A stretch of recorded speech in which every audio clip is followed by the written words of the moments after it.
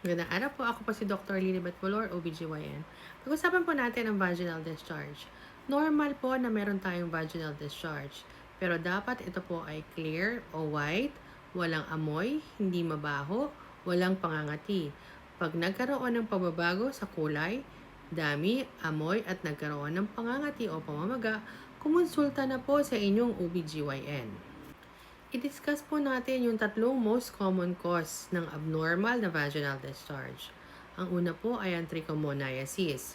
Ito po ay cause ng parasite na Trichomonas vaginalis. Ito po ay isang sexually transmitted infection.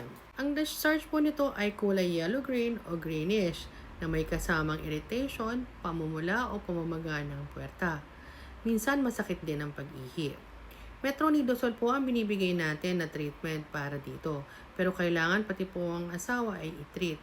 Wala muna pong contact hanggat hindi pa natatapos ang treatment. Pangalawa po ay ang yeast infection.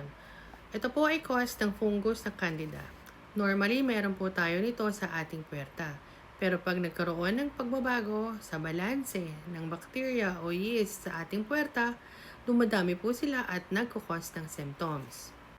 Ang mga may risk na magkaroon nito ay yung nagtitake na antibiotic, yung may diabetes, yung mga pregnant, at yung may mga kondisyon na nakakaapekto sa ating immune system. Ang most common symptom po nito ay ang pangangati ng puwerta. Ang discharge ay kulay puti, makapal, walang amoy.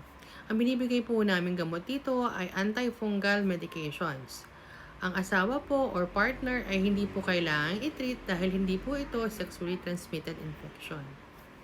Pangatlo po ay ang bacterial vaginosis. Ito po ay hindi infection.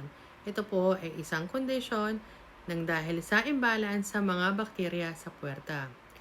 Ang mga may risk na magkaroon nito ay yung may iba't ibang sexual partner, yung mga nagdudush at yung hindi gumagamit ng kondom.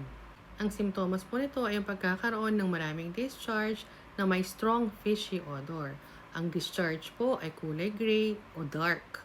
Metronidazole o clindamycin po ang binibigay namin treatment dito. At hindi po kailangan i-treat ang partner o asawa. Bukod po sa mga medications na nabanggit ko, ang pag-restore at pag-maintain ng healthy vaginal microbiome ay nakakatulong para matreat at ma-prevent ang mga ganyang klase ng kondisyon o infection. Pag nakakaranas po ng ganitong klase ng discharge, kumonsulta na po sa inyong OBGYN para mabigyan po kayo ng tamang gamot. Maraming salamat po!